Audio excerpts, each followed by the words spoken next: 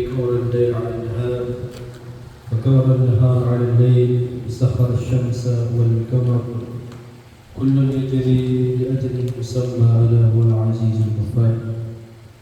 اللهم صل وسلم على سيدي ولد عدنان قدوتنا وشفيعنا رسول الله محمد بن عبد الله صلى الله عليه وعلى آله وصحبه ومن تبعهم بإحسان إلى يوم لقائه جل جلاله وتعالى في علاه. Alhamdulillah, para jamaah sekalian, para habaib, para syarif, para saudara-saudara sekalian yang dirahmati Allah Ta'ala. Alhamdulillah, kembali kita bertatap muka dengan izin Allah Subhanahu Wa Ta'ala.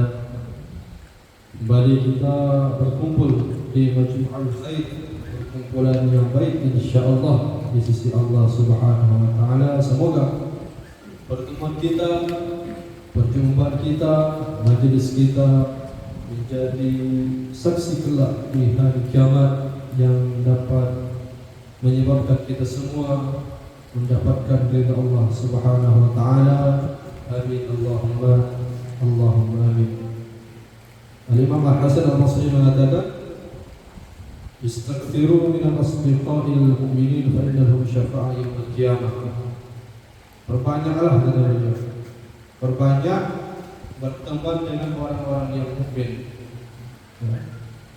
Kenapa? Fa innahum syafa'a yaumil qiyamah, karena mereka ini memiliki syafaat kelak pada hari kiamat.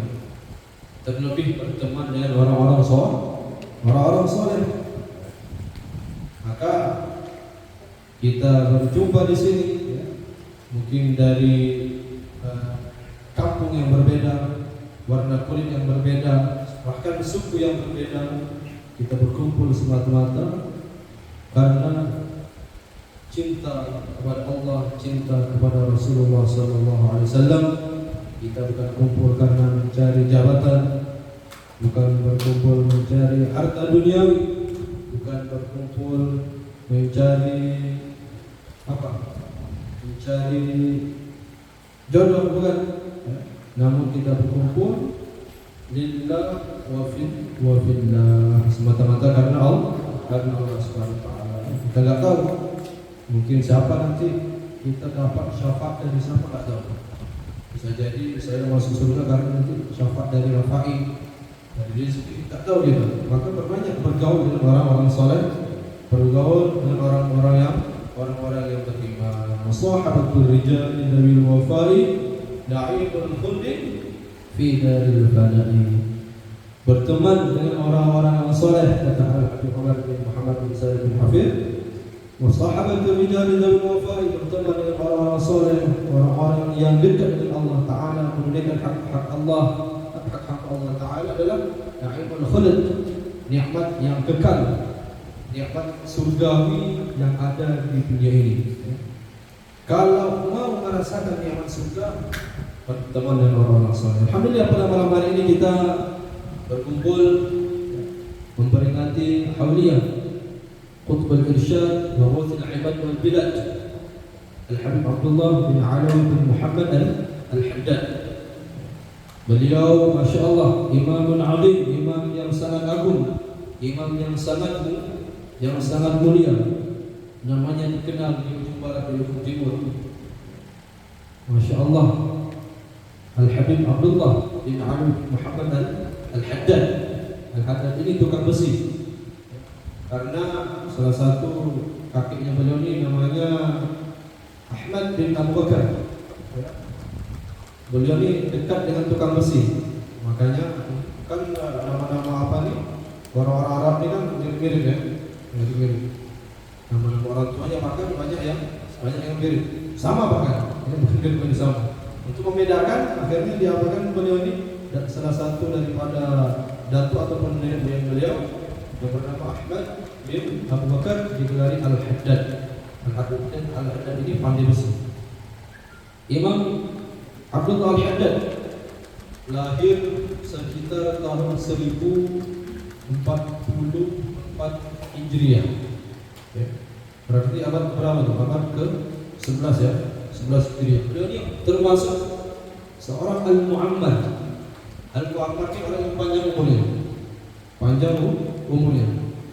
Beliau meninggal dalam umur itu sekitar 98 tahun. Masya Allah. Ya. Meninggal tahun 1120-an. Ya, 1130 Hijriah. Kalau di Masehi itu sekitar 1720 Masehi. 1720 Masehi. Sayyid Uthman bin Affan masuk ke tahun berapa? 1700-an. Bisa jadi mungkin beliau sezaman atau mungkin setelah Imam Haddad sedikit. Allah a'lam. Mungkin boleh nanti kita cari, ya, kita cari sumber primernya tentang kehidupannya Sayyid Uthman bin Affan, yang mana beliau adalah cikal bakal keturunan Sadah ataupun Sayyid di negeri kita yang tercinta ini. Habib Abdullah Al-Haddad, beliau ketika berumur 4 tahun terkena penyakit cacar. Ini manusiawi ya. Ada yang belum pernah kena cacar di sini? Ada yang belum? Belum ya? Tapi mudah-mudahan kena sikit ya, enggak parah. Ini Habib Abdullah Al-Haddad kena cacar sampai buta. Saya udah kena cacar dulu di pondok. Ya. Dapat cacarnya dicari. Ya. Kami dulu pondok itu payah nak baliknya. Ya. Saudara nikah tak boleh balik. Saking kejam dia. Akhirnya musim cacar di pondok, kawan kena cacar, saya gesek-gesek badan kan kena cacar juga. Dapat cacar 1 biji langsung boleh balik. Begitu dulu. Ya. Karena pengen balik, nyampe di rumah, pengen ke pondok. Mungkin ada yang pernah muda di sini. Ya. Di pondok pengen balik ke rumah, nyampe rumah bosan di rumah, kembali mau balik pondok. Al-Habib Abdullah Al-Haddad umur 4 tahun kena cacar langsung buta. Butanya buta permanen, langsung nggak melihat sama sekali. Takdir Allah, mata beliau tak melihat, tetapi mata hati beliau senantiasa hidup. Kita sebaliknya, mata kita nampak, tapi mata hati kita buta. Betul nggak? Nampak depan semua HP, nampak apa semua jalan nampak, tapi mata hati kita buta. Beliau mata zahirnya tak melihat, tapi mata hati melihat. Mata batin.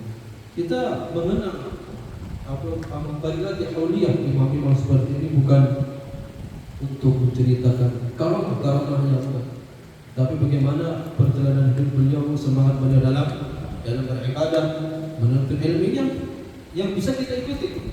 Kalau kita cerita karamah, bisa tak kalian ikuti? Nggak bisa ya.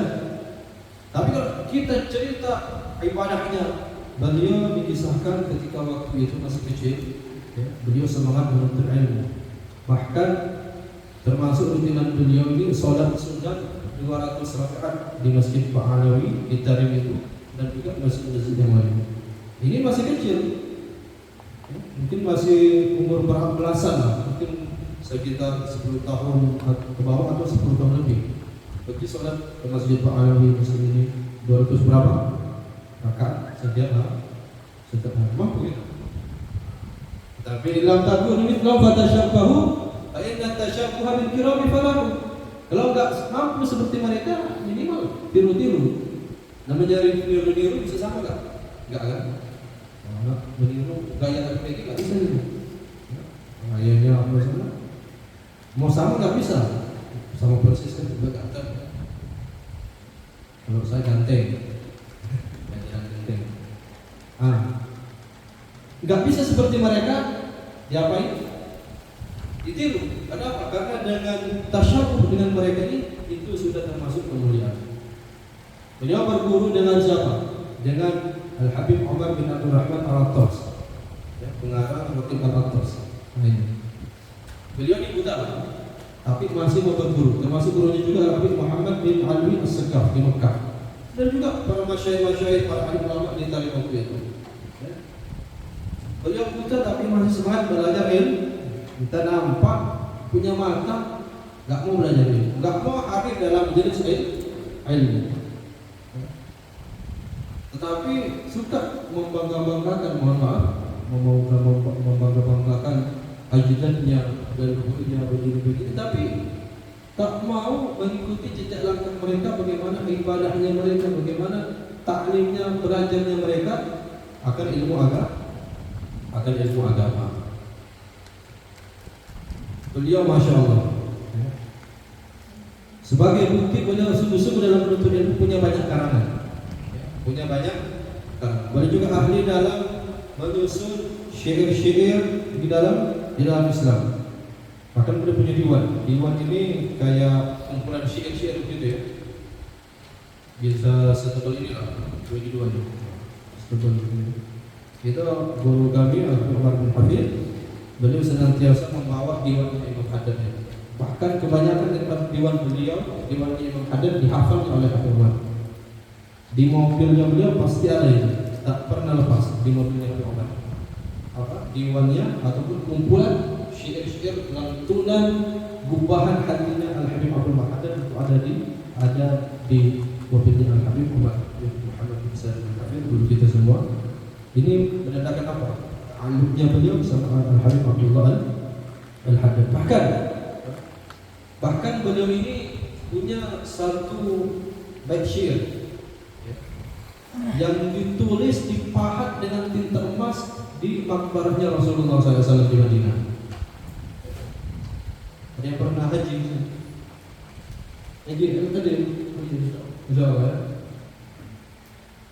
Coba tengok di dinding, mungkin boleh cek di Google, kalau percaya.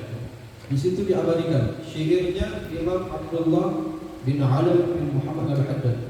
Nabiyyun 'azim khuluquhul khuluqul ladzi lahu 'azama ar-rahmanu fi sayyidil kutubi. Itu yang arah Al-Habib Abdullah Haddad.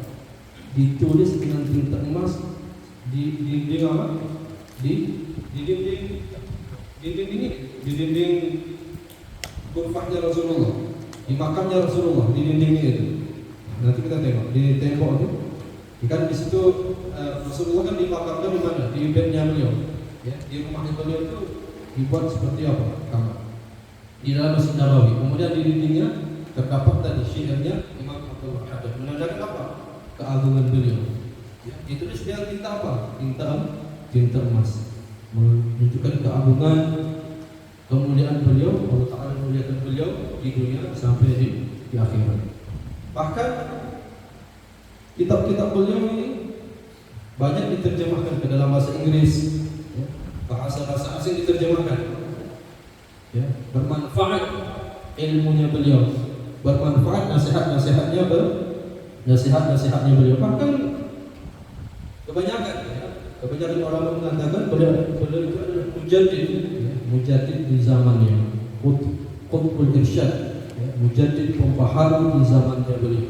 Saking luasnya keilmuan beliau, dekatnya beliau dengan Allah Subhanahu wa Ta'ala.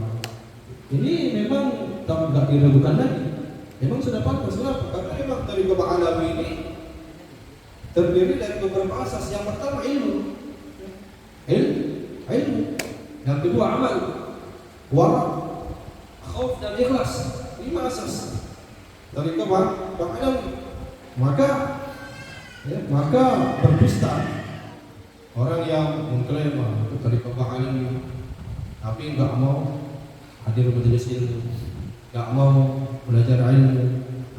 Kita mengadakan majelis seperti ini perantara saja, ya, supaya kita tenang hati kita dalam majelis ilmu. Kalau dari awal tadi kita majelis ilmu mungkin ada yang ngantuk, saya pun ngantuk. Tapi karena habis dengar pukulannya si Halim, pukulan diisi, dan dengar suara qasidah dari musyid kita jadi apa? Semangat. Nanti kesemangat baru kita sirami hati kita dengan hadis-hadis Rasulullah, dengan firman Allah Subhanahu wa Ta'ala. Bahkan saking menyebarnya manfaat daripada ilmu amalannya Al-Habib dan ada seorang guru di Darul Mustafa pada pergi dakwah di Afrika sana, bagian perkampungan Afrika. Sering nengok video Afrika kan, yang aneh-aneh, ada pakai baju apa? Pokoknya parah. Beliau pergi dakwah di perkampungan, di masjidnya itu yang memang nggak disangka dibacakan khotib haddad. Masyaallah. Bahkan ada kitab-kitab apa? Terjemahan kitab-kitabnya beliau. Alhamdulillah beberapa bulan yang lalu kita khatamkan di masjid ini salah satu kitabnya beliau, Risalatul Muawanah wal Mu'azarah. Ada sekitar kurang lebih 10 atau lebih bahkan kitab yang dikarangkan oleh Al-Habib Abdullah Ali Al-Haddad. Beliau seorang alim, orang yang dekat dengan Allah Subhanahu wa taala. Bahkan Al-Habib Ali Al-Habsyi mengatakan, "Wa kullu man salaka at-tariqa ba'dahu mustashiban min nuril waqadi." Setiap orang-orang yang menempuh tariqah yang berjalan setelah Al-Imam Abdul Al-Haddad itu semua mengambil cahaya daripada cahayanya Al-Imam Abdul Al-Haddad. Qarat bihi ayat Nabi sallallahu alaihi wasallam fa huwa min ahsanil auladi. Apa kata Al-Habib Al-Habsyi? Beliau ini Imam Haddad ini sudah menyejukkan matanya Rasulullah SAW. Fahuwa min ahsanil awladi. Beliau ini termasuk anak cucu yang terbaik yang dimiliki oleh Rasulullah SAW. Pengakuan daripada Al-Habib Ali Al-Habsyi memuji Imam Haddad. Semoga kita semua di sini dengan menyebutkan nama beliau. Tadi kita mendengarkan qasidahnya Al-Habib Al-Haddad mendapatkan syafaat yang mulia di hari kiamat. Amin Allahumma amin.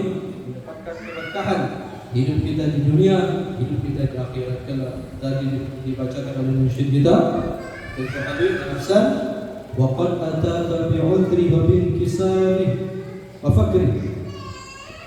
Termasuk munajatnya Nabi Muhammad Al-Haddad, wa qad ataka bi'udri, hamba telah datang menghadapmu ya Allah bi'udri, dengan serba kekurangannya.